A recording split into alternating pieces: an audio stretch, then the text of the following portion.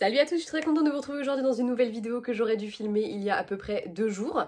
Voilà, pour que vous l'ayez ce matin. Le fait est que du coup, je vous la filme ce matin pour que vous l'ayez cet après-midi et que je reste un petit peu dans les temps quand même, donc j'espère qu'il y aura quand même un petit peu de public au rendez-vous. Je la filme en pyjama, pas lavé, pas coiffé, rien du tout. Voilà, c'est la fête, c'est Noël. J'en profite d'ores et déjà pour vous souhaiter à tous de très bonnes fêtes de fin d'année, Noël, Nouvel An, tout ça, tout ça. Je sais pas s'il y aura de vidéos la semaine prochaine.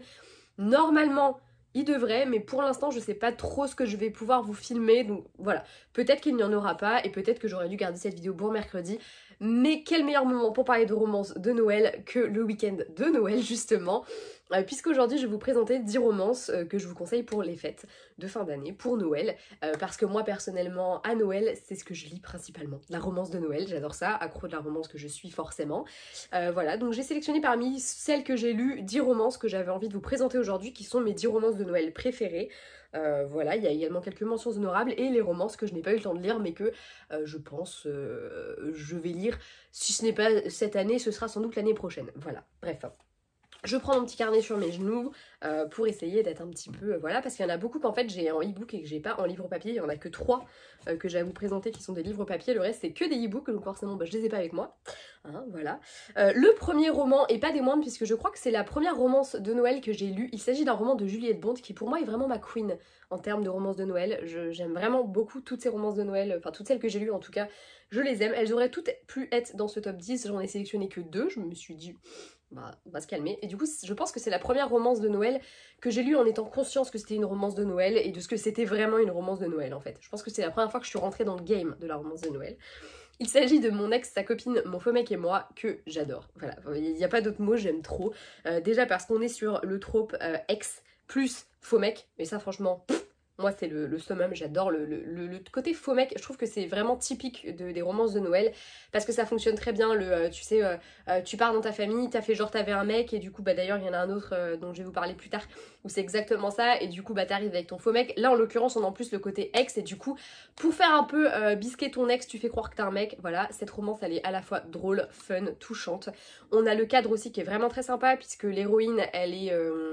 elle travaille pour un truc de voyage et du coup elle est à la montagne pour tester un hôtel etc. pour les mettre du coup sur le site de leur agence de voyage pour créer un... je sais pas trop comment ça se passe dans les agences de voyage donc je suis en train de dire des trucs mais je sais pas trop comment ça se passe mais je suppose que c'est pour créer un peu un circuit pour un voyage, pour des voyages futurs et du coup bah forcément on est dans un cadre qui est canonissime, qui donne trop envie de partir en vacances, de partir de faire les fêtes de fin d'année tout simplement. Je trouve que c'est un cadre fabuleux et c'est un roman que j'adore et que je vous conseille vraiment beaucoup. Il est vraiment très drôle, très sympa, très dans l'ambiance un petit peu des téléfilms de Noël, mais ceux que moi je vais préférer, pas les trucs hyper cucul à praline as fuck là.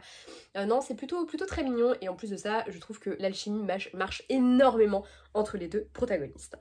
Ensuite, et du coup on reste dans la trope faux mec, avec Comment ne pas faire pitié à Noël quand on est célibataire de Johanna Bolouri. Donc ça c'est un des rares que je vais vous présenter en version papier.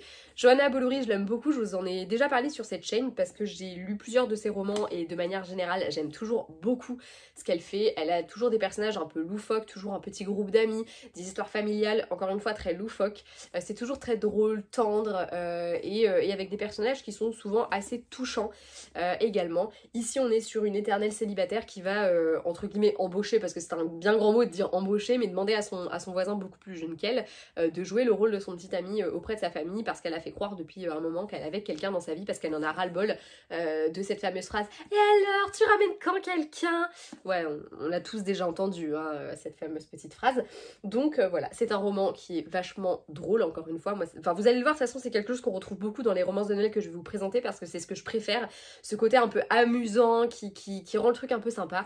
Là en l'occurrence voilà, c'est assez fun, encore une fois c'est assez tendre également et franchement j'en garde un très très bon souvenir et je vous le conseille vraiment du fond du cœur si c'est ce que vous aimez comme type de romance.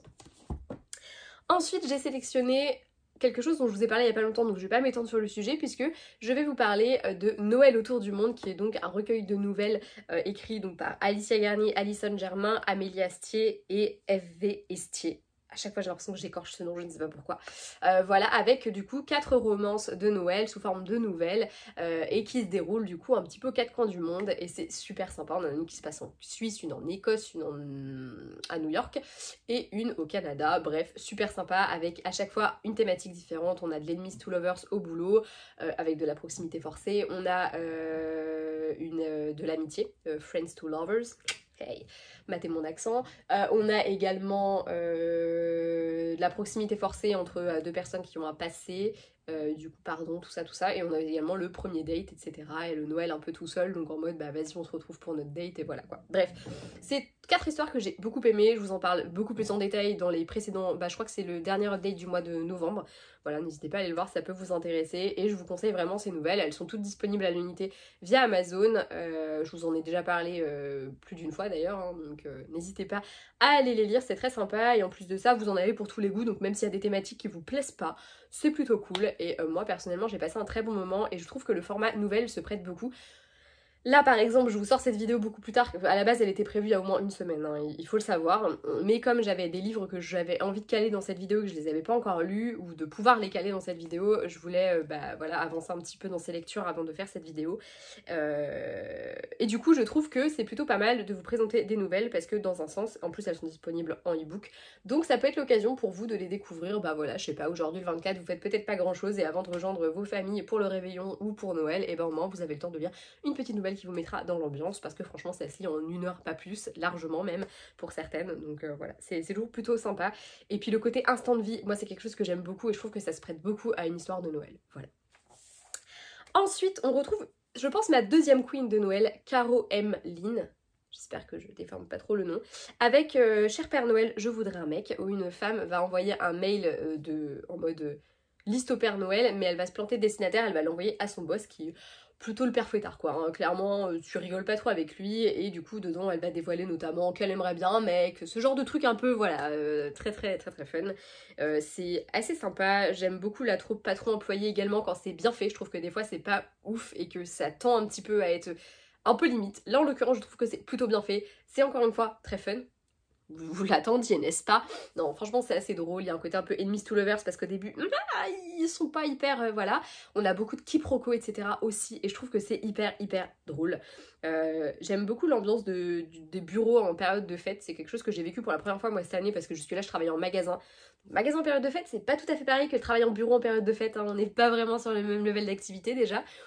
Et puis là je trouvais qu'il y avait quelque chose d'assez sympa, on a fait un concours de pull moche de Noël, on va avoir à la rentrée un repas plutôt pour Noël d'ailleurs, enfin voilà, avec mon service on a fait un Père Noël secret qu'on n'a pas pu s'offrir parce que la moitié du service avait le Covid juste avant Noël, donc on va sans doute faire ça la semaine prochaine, voilà, on va peut-être même se faire une raclette et ça c'est plutôt fun.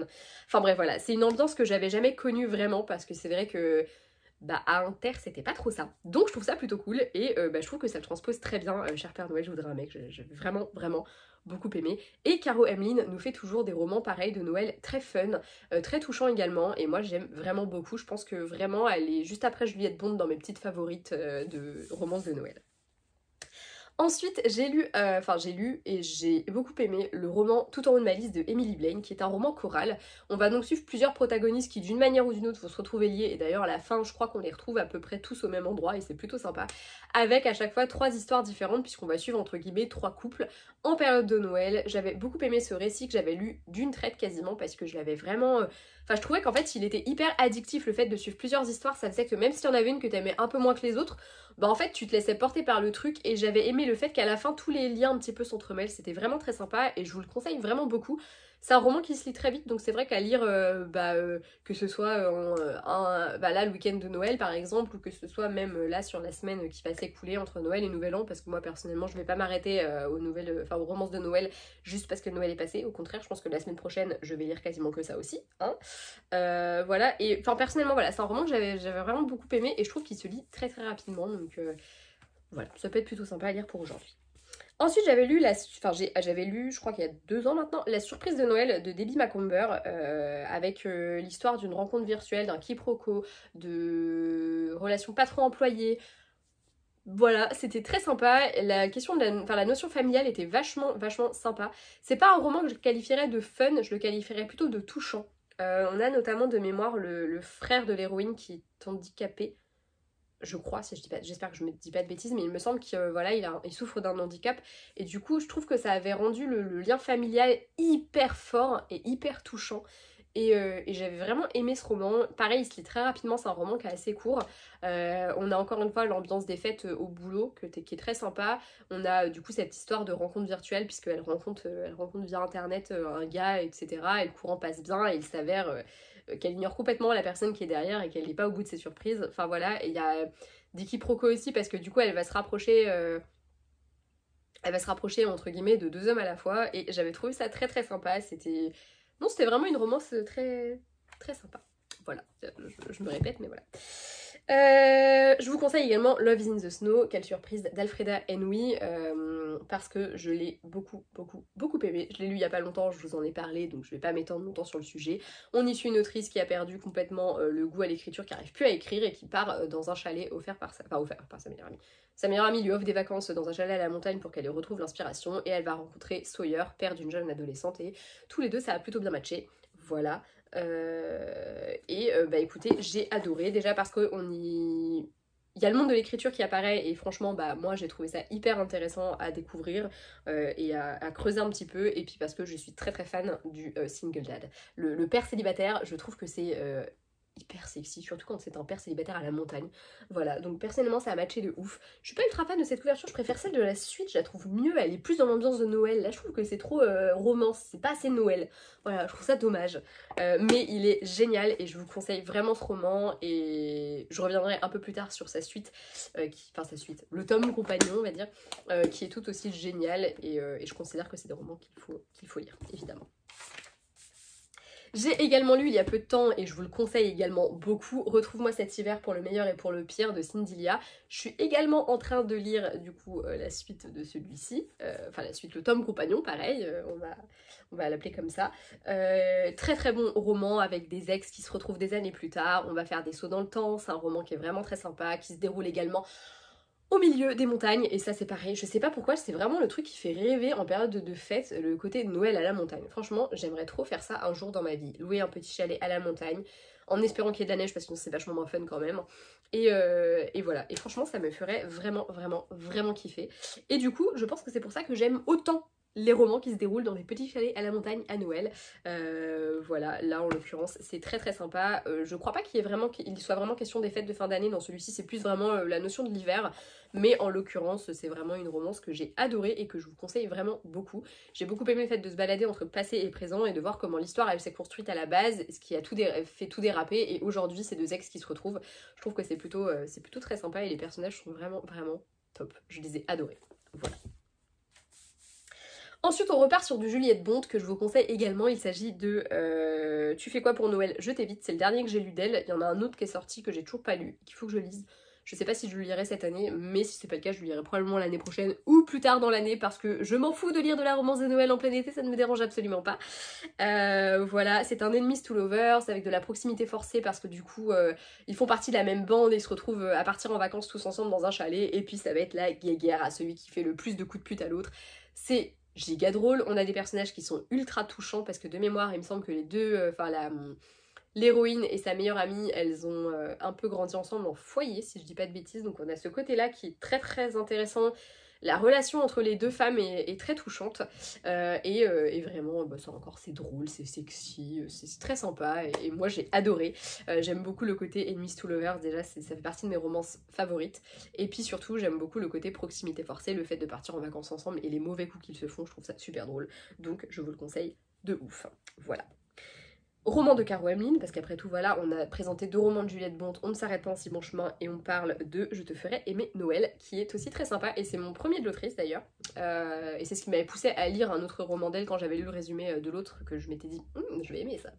Je te ferai aimer Noël, c'est une femme qui est embauchée par une famille assez riche pour en gros les mettre un peu dans l'ambiance de Noël, faire la décoration, tout ça, c'est son travail. Elle est je sais plus ce qu'elle est exactement, je crois qu'elle choisit des cadeaux pour les gens. Genre tu peux l'embaucher pour sélectionner un cadeau pour quelqu'un, il me semble que c'est ça son taf, si je dis pas de bêtises, donc forcément les fêtes c'est la période où elle carbure le plus, et bref voilà, j'avais trouvé l'ambiance hyper sympa, et le fils du coup, le fils ou le neveu, enfin bref, quelqu'un de la famille va la prendre en grippe dès le début, pour lui il comprend pas, c'est une arriviste, elle a rien à foutre là. Et voilà, mais en même temps entre eux ça va devenir très très électrique, tout ça, Enemies to Lovers, le côté... le décor de Noël, la relation un petit peu patron-employé mine de rien, qui est très très sympa. Et franchement j'avais vraiment aimé celui-là aussi. J'avais eu envie de faire le taf de la meuf d'ailleurs en terminant, parce que j'avais trouvé ça trop cool, le côté tu cherches des cadeaux pour les gens, tout ça, tu les fais remplir des formulaires et après enfin j'adore faire des cadeaux, donc je me dis franchement si mon métier c'était de faire des cadeaux aux gens, je pense que je kifferais de ouf quoi. Voilà, forcément j'avais vraiment beaucoup aimé ce récit. Du coup normalement j'ai fait les 10 là, 1, 2, 3, 4, 5, 6, 7... 8, 9, 10. Bah voilà, j'ai présenté les 10 livres que je voulais vous présenter. Mention honorable pour Les vrais amis ne s'embrassent pas sous la neige de Juliette Bonte, qui est le deuxième d'elle que j'ai lu et que j'avais vraiment beaucoup aimé, mais peut-être un peu moins que les deux autres. Mention honorable également pour Noël est plus doux dans tes bras, qui est la suite du coup du roman d'Alfreda Henry, Love is in the Snow, la suite, le tome compagnon, appelez ça comme vous voulez, en tout cas les deux sont géniaux et je vous conseille vraiment de lire la duologie. Mention honorable également pour De tous nos cœurs que je vous ai présenté il y a pas longtemps de Tracy Brogan, qui... Encore un peu comme Retrouve-moi cet hiver, se déroule en hiver mais pas vraiment à Noël, mais on s'en fout, on adore, c'était très sympa également. Et puis je vous parle aussi de Le plaisir de te détester d'Amy Million, que j'avais... Je crois que c'est la première romance de Noël que j'achète en me disant je veux une romance de Noël, et je l'avais globalement bien aimée déjà parce que ça se passe en France, ça se passe du côté de Strasbourg, et personnellement c'est vraiment un endroit où j'aimerais un jour aller pour les fêtes de Noël, parce que le marché de Noël me fait rêver, parce que Strasbourg est une ville dont je suis tombée amoureuse quand je suis allée chez une de mes meilleures amies qui habite là-bas, et je rêve d'y retourner pour les périodes de fête. Et surtout, je rêve d'y emmener ma maman parce que je sais qu'elle adorait faire le marché de Noël à Strasbourg. Mais comme elle travaille dans le commerce, ça risque d'être très compliqué. Voilà. J'ai prévu de lire, bon en fait c'est faux, je suis en train de lire À toi pour Noël ou pour toujours de Cindy Lia, qui est donc la suite de celui-ci. Voilà, pour l'instant je l'adore et il aurait très bien pu trouver sa place dans cette vidéo parce que je vous conseille donc du coup de le lire avec celui-ci évidemment. J'ai prévu de lire avec toi Les rêves fleurissent sous la neige de Mairi McFarlane, que j'ai acheté il y a pas longtemps, Mairi McFarlane que j'adore. C'est avec Johanna Bolouri, je trouve qu'elles ont un peu... Elles me font ressentir les mêmes émotions avec des personnages qui sont à la fois touchants et drôles, des groupes d'amis qui sont touchants et drôles aussi. Toujours un peu loufoque, je pense que c'est le côté british en fait, et c'est un humour que j'aime bien, et voilà, j'ai très très hâte de le lire, même si je pense qu'il va me rendre un peu triste, donc je pense que je le lirai après les fêtes.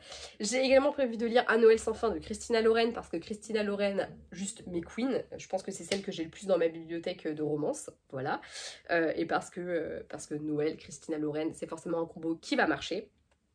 J'ai également prévu, et je crois qu'il est là donc je peux même vous le montrer, de lire T'embrasser sous la neige de Emily Blaine. Celui-là j'aimerais bien le lire cette année, mais je sais pas si j'aurai le temps, etc. et si j'aurai vraiment envie de poursuivre la vibe. Ça va dépendre, on verra bien. J'ai également prévu de lire de Christina Bolouri bien sûr, de Johanna Bolouri, Christmas Actually.